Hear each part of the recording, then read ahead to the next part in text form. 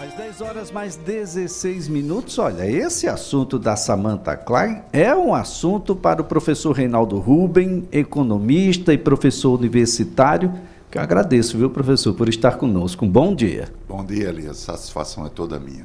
Bom, então quer dizer que a gente vai ter por conta da arrecadação, esse bimestre, ele vai ser um bimestre abaixo do que pretendia o governo, quando a gente fala, professor, nessas questões relacionadas a, digamos, o corte de gastos que tanto se quer. A gente pode fazer igual o Milei, né?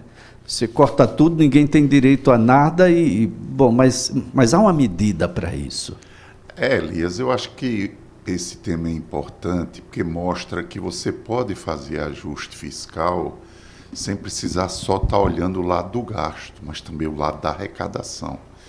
E olhar o lado da arrecadação de acordo com a proporcionalidade daqueles que ganham mais contribuindo. Então, por exemplo, essa surpresa, que para alguns não é surpresa, para mim não é surpresa, da arrecadação agora em janeiro, tem a ver com a taxação dos fundos, né? Também tem a ver, obviamente, com a questão da arrecadação em cima de combustíveis, mas a taxação dos fundos, né, tem uma contribuição importante. E aí isso começa a mostrar claramente e desconstruir a narrativa que quando você taxa os ricos, então os ricos fogem do país, que isso não aumenta a arrecadação, que caem os investimentos, enquanto a gente sabe que não só no Brasil, mas no resto do mundo, não taxar rico aumentou a participação dos ricos na riqueza e diminuiu a participação da maioria da população. Então, todo esse esforço de tentar, né, construir uma lógica de coordenação em nível internacional para a taxação, né, de super ricos, tem um fundamento muito claro, é que se você não consegue taxar os super ricos, como é que você vai realizar os investimentos necessários, gastos, né, em educação, em saúde, em infraestrutura, para que a população tenha um bem-estar melhor. E tem todo sentido. Se eu ganho mais, eu tenho que contribuir mais, enquanto no Brasil você tem que, quem ganha menos, contribui mais.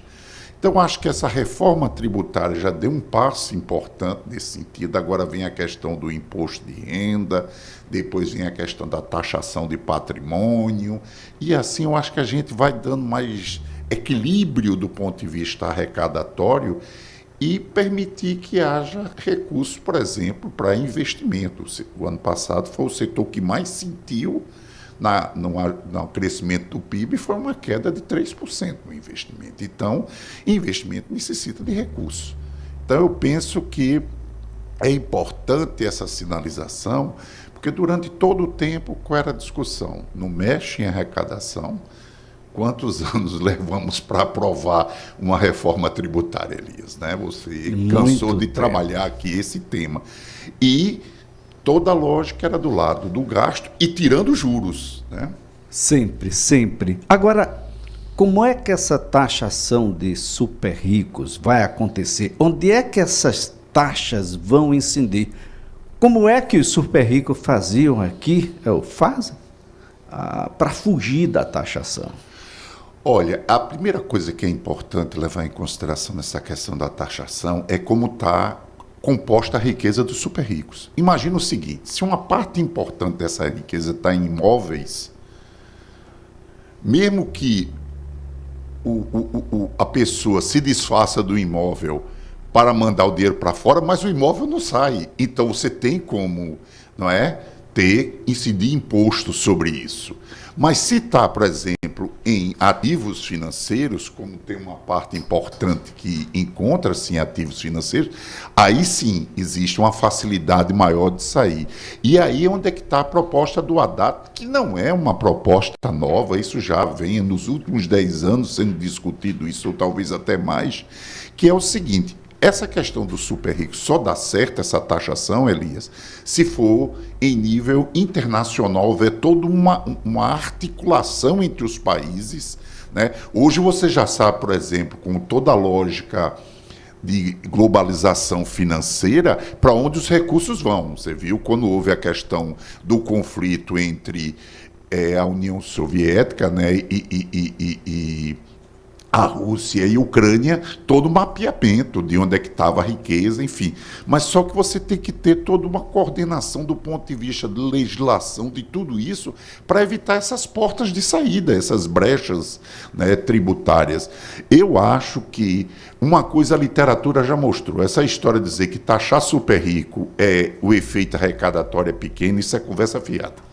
Não é? Nós estamos falando em 250 bilhões de reais de arrecadação. Então veja mesmo, desses 250 bilhões que a gente teve agora em janeiro, você já tem aí, por exemplo, no caso do Brasil, que veio bem acima, você já tem uma participação aí dessa legislação de taxação de fundos. Ninguém pode esperar que isso seja consensual, né, professor? Ninguém quer ser taxado. Não, até mesmo, Elias, pelo seguinte, porque veja mesmo, a gente precisa entender que essa questão da carga tributária ela não é questão só técnica, né? Muitas vezes as pessoas confundem e têm uma visão tecnocrática daquilo que tem a ver com correlação de força política. Né? O Congresso ele tem representantes de interesses da sociedade. E ali é onde é que as leis são feitas, tudo, e isso reflete o quê? A correlação de força, né? Nenhum setor quer que aumente a sua taxação. Então, é por isso que é preciso todo um processo de negociação, como foi no caso da reforma tributária. Vai ser necessário, vai haver uma pressão forte sobre a questão da taxação do imposto de renda, não só de aumento de alíquotas, mas a questão de isenções, tudo isso, e também na questão do patrimônio. Olha, Elias, o Haddad deu um dado que é um dado assustador. 1%, né, dos ricos do mundo detém 40% dos ativos financeiros. Então, é muito dinheiro, você está entendendo? Então, o que a gente tem que sair é desse discurso de que taxar rico vai diminuir investimento. E mais, tem um dado importante, Elias, que a gente sempre trabalhou isso aqui com você. Dessa arrecadação dos anos 80, uma parte dela tem a ver com aumento de arrecadação, porque o governo começou a liberar precatórios, as pessoas começaram a gastar tudo isso. Então, essa ideia de que você melhora o perfil de distribuição, isso não tem impacto sobre a renda, pelo contrário, se aumenta as vendas, se aumenta a circulação de recursos na economia, isso aumenta a arrecadação. Então, eu acho que a gente está tendo a oportunidade de ver na prática. Agora, a chiadeira é clara. Isso é um princípio básico, né, da economia, sob o ponto de vista da economia do consumo. Perfeito. Como é que eu vou produzir se não tem quem compre? Exatamente. Se ninguém compra, como é que a gente circula recurso?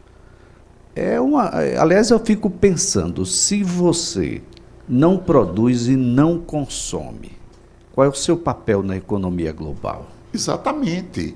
E como é que você vai gerar renda? Como é que você vai realizar, por exemplo, a produção e gerar o próprio lucro do empresário que está embutido? O que se fala muito é que quando se aumenta a taxação, isso gera a lógica de sonegação, tudo isso. Mas hoje, Elias, você tem uma série de ferramentas, de mecanismos de fiscalização. Hoje, praticamente, o seu imposto de renda está chegando pronto só para você checar, Elias. A sonegação, ela acontece, mas não na mesma proporção, nem todos estão aptos. Exatamente. O que há, e o ministro Haddad colocou, é ainda na legislação possibilidades para aqueles que têm, uma estrutura intelectual mais próxima dele, para fugir. Exatamente. Dessa situação. Então, em determinado momento, o meu dinheiro vai para outro país, em determinado momento, outro país aperta lá, o dinheiro vem para cá, sempre crescendo, e eu acredito que é por aí, professor. É essa a lógica, quer dizer, quem tem muito dinheiro pode pagar todo um staff de tributaristas, de advogado, para encontrar as brechas legais e poder se beneficiar disso. Mas a maioria da população fica no imposto de renda que já chega na sua casa praticamente, não é? Pronto a classe média, e as camadas de renda mais baixa da população incide um imposto ainda indireto, que essa reforma está tentando corrigir, não é? Mas que termina sendo extremamente regressivo o sistema desse país. Então, eu acredito, eu estou muito confiante, Elias. Eu estou confiante, não é por uma questão de governo A, B ou C. Digo isso com muita tranquilidade. Eu estou confiante porque a gente está tendo a coragem de avançar em certas áreas e desconstruir narrativas, porque em economia, Elias, tem muito narrativa. Então, a pessoa chega e fala, não sei, por exemplo, alguém pode estar dizendo, mas isso é a sua narrativa. Com certeza, mas existe a narrativa onde você usa todo um linguajar extremamente sofisticado, como existe uma narrativa que as pessoas entendem perfeitamente. Não é? A gente poderia usar como exemplo a narrativa, as narrativas, que agora são bem distintas das suas primeiras para as mais atuais, do presidente do Banco Central Brasil? Isso é uma coisa clara, né? Veja mesmo, hoje você tem, não é, a economia dando uma série de sinais numa direção e toda uma lógica de sustentar uma queda dos juros bem lentamente em outra direção. Eu vou lhe dar 3 exemplos claros, Elias. Veja mesmo, o ano passado a taxa de desemprego caiu, a massa salarial subiu, a taxa de inflação caiu durante todo o ano, né? O PIB ficou em torno de 3%. E o Banco Central fica mantendo uma taxa alta com medo de inflação. Mas inflação de onde? Você não está vendo isso? E é interessante que o boletim que é emitido pelo Banco Central desdiz essa narrativa. Aliás, me pareceu meio triste o presidente do Banco Central quando ele disse que a economia brasileira cresceu, abre aspas, muito mais do que o esperado. Então havia uma ideia, uma expectativa ou um desejo de que a economia não crescesse. E para isso eu não baixava a taxa de juros. E para isso a taxa de juros ainda vai ficar em 9% no ano de 2024, como uma das mais altas do mundo, em 9%. Imaginar como era, professor. Eu diria o seguinte, que na realidade o que o Banco Central não quer deixar explícito é que quando você busca interesses de rentistas, de quem vive de rendas do setor financeiro, você tem que ter uma narrativa para dizer que aquilo não vai prejudicar a economia. E prejudica. Eu vou lhe dar um dado muito simples. O investimento, o ano passado, segundo o IBGE, caiu 3%. O que segurou o consumo das famílias foi transferências, aumento do salário mínimo, queda na taxa de desemprego, aumento da massa salarial, gasto também do governo e exportações. Exportações, inclusive, com peso importante. Só que investimento, Elias, é a galinha dos ovos de ouro. Você não cresce amanhã se você não investe hoje. Se você não investe em infraestrutura, você não aumenta a capacidade de produzir da economia, você amanhã não vai ter mais emprego, mais renda. Então, o que é que nós estamos fazendo? Nós estamos inibindo o que vai nos dar a possibilidade de sustentar crescimento lá na frente em troca de uma taxa absurdamente alta que só tem beneficiados rentistas. O ano passado pagamos 720 bilhões só de juros da dívida pública.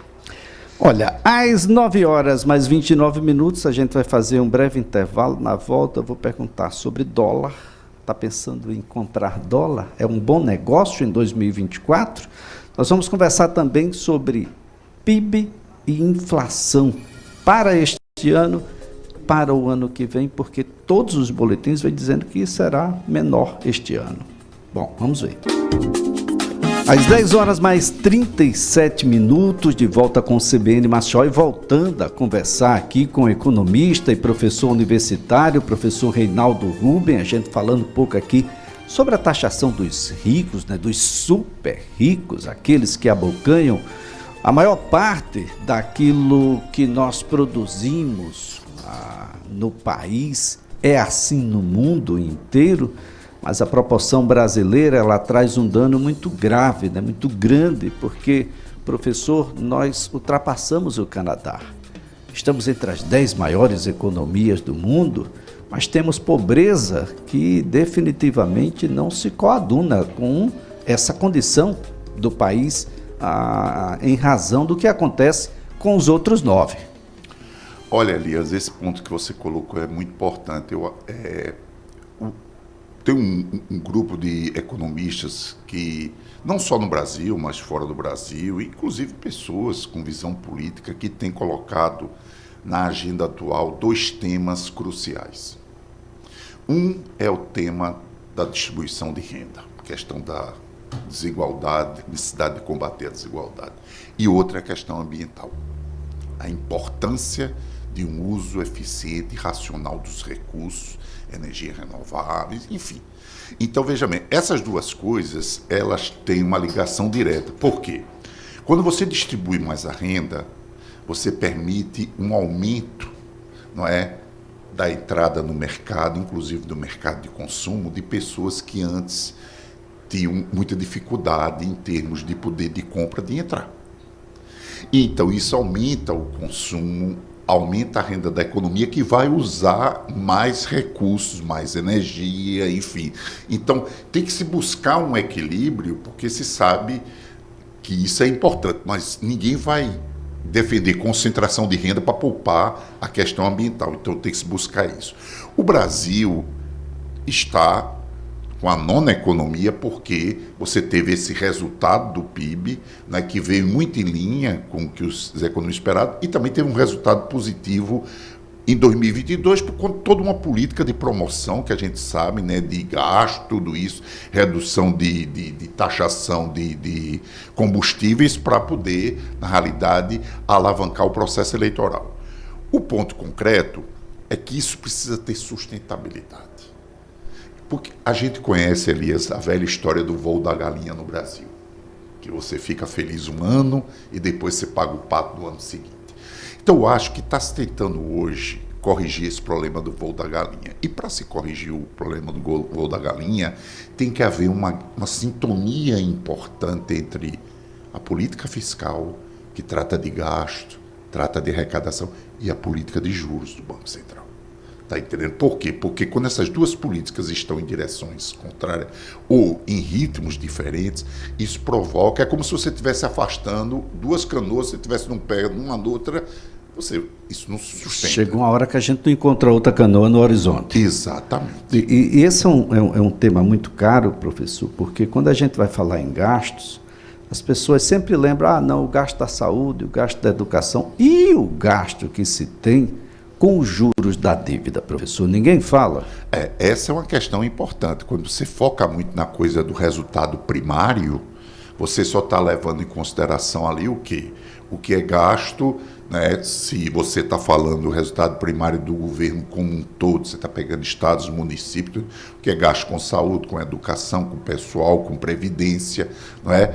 Investimentos, você não está falando da parte financeira. E quando a gente pega o conjunto total dos gastos, não é?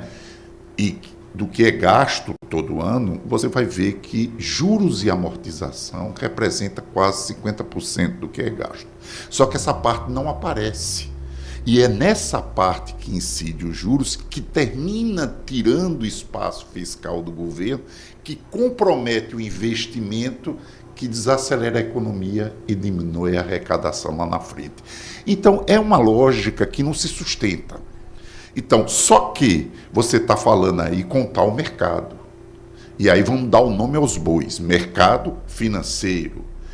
São os grandes bancos. Só que entre os grandes bancos, Eli, você tem 2 que são públicos. O Banco do Brasil tem ação cotada em bolsa, mas majoritariamente é governo. E você tem a Caixa Econômica. Está entendendo? O resto é que é privado. E esta é 100% governo. 100%. Não tem nem ação em bolsa. Está entendendo? Então, eu acho que tem que começar a se pensar, não se cresce nem se desenvolve, Elias, sem crédito. Nenhum país no mundo conseguiu se desenvolver sem crédito. O crédito, é preciso fazer todo um trabalho de redução do custo desse crédito, né? Você tem, por exemplo, o investimento. Porque a indústria de transformação caiu 1,3% no ano passado, Elias. O que salvou a indústria ficar na estagnação do 0 a 0 foi extrativo mineral. Você está entendendo? Então, quando você está falando de indústria de transformação, você está falando de bens de consumo durável, tudo. Por quê? Porque com uma taxa de juros dessa, Elias, onde o consignado, que é aquele que você não tem risco nenhum, está dando uma taxa de 2% na média ao mês, então isso não existe. Para que plantar, né? Para que plantar, exatamente. É trabalho de estar todo dia ali regando, exatamente. etc. A planta já nasce com frutos nesse caso. É verdade. Esse é um disparate ainda, né, do sistema financeiro como elemento fundamental nas decisões sobre economia no Brasil. A gente precisa trazer aquele que foi eleito pelo povo e aqueles que foram eleitos pelo povo no Congresso, aqui eu falo sobre Executivo e Congresso Nacional, para discutir isso de uma forma, mais altiva, pensando um pouco mais na coletividade, porque essa é uma situação muito grave, o mercado financeiro ditando aquilo que deve ser feito pelo país como um todo. Isso é muito ruim, professor. Olha, Elias, isso que você está colocando é importante, inclusive, porque a independência do Banco Central, essa independência que se fala, que deixa o Banco Central longe do populismo, coloca o Banco Central justamente a serviço do mercado financeiro. Você tem aí uma porta giratória, Elias. Hoje eu estou aqui como CEO de um banco, presidente de um banco. Daqui a 6 meses eu posso ser presidente do Banco Central, porque estou do outro lado do regulador. Então, veja bem, isso não pode existir. O Milton Friedman, um economista extremamente liberal, não é? Nunca aceitou a ideia de independência do Banco Central. Ele disse, olha, a gente não pode permitir que um grupo de tecnocratas tenha mais poder do que o presidente da República, que foi eleito pela população. Quando a economia não dá certo, quem paga? Exatamente. Não é o presidente do Banco Central. Não, com certeza não. Então, não tem, quer dizer, você não pode ter 2 entes do governo, só que um independente. Quer dizer, esses entes, se o povo elegeu um presidente com uma plataforma e uma lógica de política econômica, então, tanto o Banco Central como o Tesouro tem que estar sintonizado com isso. Agora, professor, como é que essas coisas caminham, de uma certa forma, para lados opostos? Imaginando aqui, o mesmo Banco Central, que apresenta um documento chamado Boletim Focus, com mais de 100 instituições financeiras, diz, semana após semana. Esse ano, aliás, foram praticamente todas as semanas. A inflação vai ser menor, a inflação vai ser menor, a inflação vai ser menor. O produto interno vai ser maior, o produto interno vai ser maior, o produto interno vai ser maior e a taxa Selic não cai. Porque aí, veja bem, os economistas, Elias, desenvolvem teorias que muitas vezes a gente tem uma certa dificuldade de ver na prática, que é uma coisa que você já deve ter ouvido falar muito, chamado expectativa de inflação. Não, está caindo agora, mas ainda não chegou aonde eu quero que ela chegue. Então você bota uma meta de inflação de 3%. Para chegar naquela meta, você tem que ter um processo mais forte de convergência. Então, quer dizer, não, agora está dentro do esperado, mas ainda não chegou nos 3%. Só que essa expectativa, Elias, é criada pelo próprio mercado financeiro. Os economistas do mercado financeiro, aquelas 100 instituições financeiras que fazem parte do Focus, é quem define as expectativas. Você está entendendo? Então a gente está numa situação muito difícil, porque o cara diz, aí vem a narrativa fiscal. Não, porque a questão fiscal, o governo aprovou uma reforma tributária, o governo tem uma regra de controle de gasto que já está aprovada, você teve melhoria, mas não, é sempre colocando o fantasma na frente para justificar um ritmo mais baixo, porque a questão passa por interesse. O que dizer do dólar, então, neste ano de 2024? A gente teve aí, salvo engano, até o meados de 2022, um dólar que girava em torno ali de R$6. Depois ele deu uma queda, chegou até um pouco menos, aí de R$4,60, 80 centavos, e ficou girando, faz um tempinho que ele está ali margeando os R$5. É isso que a gente deve ter esse ano? Olha, Elias, eu vou lhe ser muito franco, é muito difícil você fazer projeção para dólar, mas a gente pode tentar especular sobre alguns elementos que poderiam afetar esse dólar. Veja mesmo, a taxa de juro real no Brasil, você sabe que é uma das mais altas do mundo. Bem, para um investidor externo, com essas regras já definidas, trazer dólar para cá, aplicar no mercado financeiro no curto prazo e depois sair, tranquilo. Isso contribui para que o real se valorize. Exportações bem maiores do que as importações, como nós tivemos no ano passado, beleza, contribui para que o real se aprecie. Mas também tem a questão da taxa de juros nos Estados Unidos, tem a questão dos movimentos fora do Brasil, que afeta o mercado de dólar também. Então, por exemplo, se a taxa de juros real continuar caindo, se a gente não tiver o superávit e se o Banco Central americano começar a baixar a taxa de juros lá, ou se tiver algum evento extraordinário, isso pode afetar essa cotação. Mas eu não acredito que isso seja suficiente a gente ter um pico de desvalorização. É até bom que haja uma certa desvalorização, porque isso termina gerando efeitos positivos na questão da nossa competitividade, das exportações, inibindo um pouco algumas importações em setores, por exemplo, que a gente precisa ainda ter mais musculatura, porque ali se suspendeu política industrial nesse país por muito tempo. Né? Há 8 anos que a gente não falava nisso, agora é que a gente está voltando a falar da importância da indústria, de como a indústria é estratégica, né? Você tem aí todo um esforço de uma nova política nesse sentido.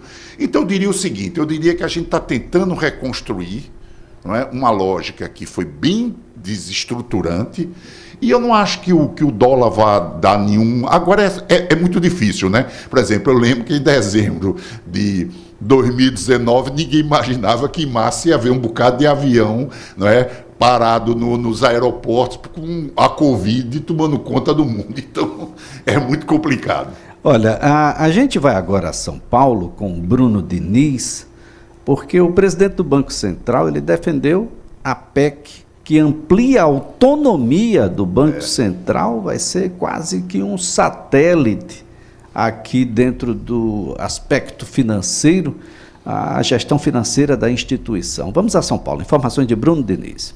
Roberto Campos Neto saiu em defesa da proposta de emenda à Constituição que amplia a autonomia do Banco Central para a gestão financeira da instituição. O tema está sendo discutido no Congresso por meio da PEC apresentada pelo senador Vanderlan Cardoso, do PSD de Goiás. O Banco Central já possui autonomia operacional há 3 anos, mas tem orçamento vinculado à União. Pelo texto da PEC, o banco se tornaria uma empresa pública com total autonomia financeira e orçamentária, sob supervisão do Congresso Nacional e com poder de polícia. Para o presidente do Banco Central, a autonomia financeira seria um passo natural diante da autonomia operacional. Ainda segundo ele, a medida é necessária para que a autoridade monetária invista na agenda de digitalização da economia. O governo Lula, no entanto, não vê a proposta com bons olhos e aliados já criticam a ideia. Em publicação no X, antigo Twitter, nesta segunda-feira, a presidente nacional do PT, Gleisi Hoffmann, questionou a PEC e disse que o presidente do BC quer submeter o Brasil a uma ditadura monetária. Campos Neto defendeu que o assunto seja discutido de maneira técnica. No mundo de digitalização, a gente precisa ter programadores, a gente precisa ter pessoas que estão na fronteira do conhecimento. A autonomia é você tirar o orçamento do Banco Central, da OGU, do Orçamento Geral da União, e fazer melhorias para que a gente possa aperfeiçoar os quadros. Vários países, como eu disse, mais de 90% dos países que têm autonomia operacional têm também a financeira. Mas, de novo, é um debate técnico e o que eu não queria era que isso ficasse gerando ruído na mídia, porque eu acho que precisa ser uma conversa técnica. Eu acho que no final, se for bem explicado, as pessoas vão entender que é um avanço para o país e para o governo. Campos Neto deu as declarações em evento nesta segunda na Associação Comercial de São Paulo. Ele afirmou também que o resultado do PIB de 2023, que cresceu 2,9%, foi acima das expectativas. Disse que os economistas têm errado as previsões sobre a economia brasileira e se incluiu entre os que subestimaram as projeções. Para este ano, Campos Neto declarou que as previsões do PIB estão melhorando.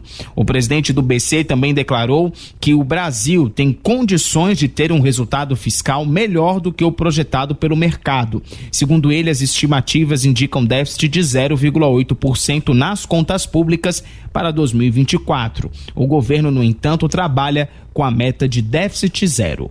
De São Paulo, Bruno Luiz.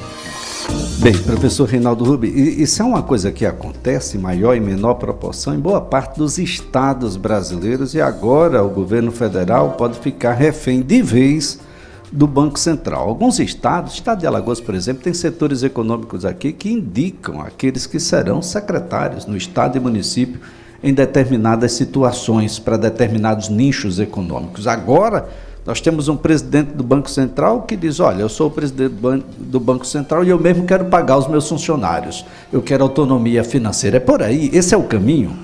Olha, Elias, eu particularmente, a minha visão é que o Banco Central não deveria ser independente. Primeiro, o Banco Central faz parte da estrutura de gestão da política macroeconômica do governo, não pode ser independente. Segundo, eu acho que não deveria ser presidente do Banco Central pessoas oriundas do mercado. O presidente do Banco Central deveria ser escolhido entre seus quadros de funcionários do Banco Central. Então, pessoas com carreira dentro do Banco Central que estariam mais blindadas nesse sentido. E, se isso não é possível, acabar com essa quarentena de curto prazo que é dando um período bem mais longo para que essa pessoa possa voltar ao mercado financeiro. Isso é um aspecto. Outro aspecto é o seguinte, é importante entender que essa autonomia do Banco Central, o Banco Central não é autônomo em relação ao mercado.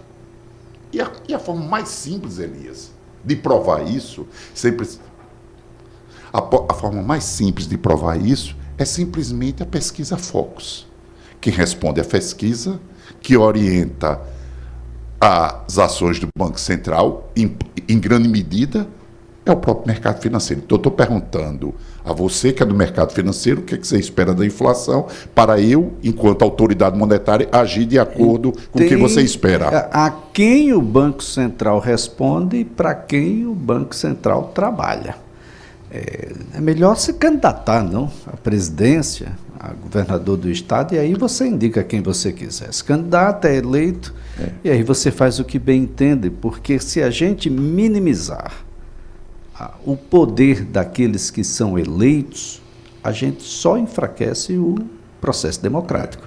Com certeza. E aí a gente tem que fugir de duas narrativas que realmente na prática não se alinham. Uma é que o governo é igual à família, tem que gastar exatamente o que arrecada. O governo tem N mecanismo de aumentar suas fontes de arrecadação e tem que ter gastos, obviamente, gastos dentro daquilo que é possível, mas é totalmente diferente de uma família. E a outra coisa é que a independência do Banco Central garante a inflação caindo. Você tem tanto países que são Banco Central independente, que tem inflação caindo, mas você também tem outros países onde a inflação está caindo e a taxa de juros não está acompanhando. Eu vou lhe dar um exemplo concreto disso. Os Estados Unidos tem Banco Central independente. A taxa da inflação está caindo, mas o Banco Central está segurando, e isso pode ser um dos fatores que venha a criar alguma dificuldade para a economia americana lá na frente. Então, o fato concreto, Elias, é que isso, a gente vive sendo bombardeado diariamente por N mídias, dizendo, olha, o governo é feito uma família, o Banco Central tem que ser independente. Então, aí, dentro do Congresso existe uma correlação de força política, e aí se avança. Eu só queria, para concluir, dar se eu tiver um minutinho, que é o seguinte, ele falou aí da questão do déficit, que o Haddad quer zerar o déficit primário, que o mercado está 0,8. Ele só esqueceu de colocar uma coisa importante. Para o Haddad zerar o déficit primário, o Congresso tem que aprovar. Então, o que o Haddad está dizendo é o seguinte, eu assumo o compromisso de zerar. Agora, você precisa politicamente me dar as ferramentas para isso. Então, ele simplesmente disse, olha, mercado, tranquilo, eu zero. Agora tem que passar pelo Congresso. E passando pelo Congresso, aí tem toda uma questão de negociação importante. E isso é importante ser dito, Elias, porque a primeira coisa que se diz é que ele não cumpriu a parte dele, quando, na realidade, ele está trabalhando junto ao Congresso para ver se consegue ter as condições para isso. Bom, economia cresceu. Cresceu. Isso é fato. Fato. E pode crescer ainda mais, e o próprio mercado já está ajustando para cima isso. Para cima. Né?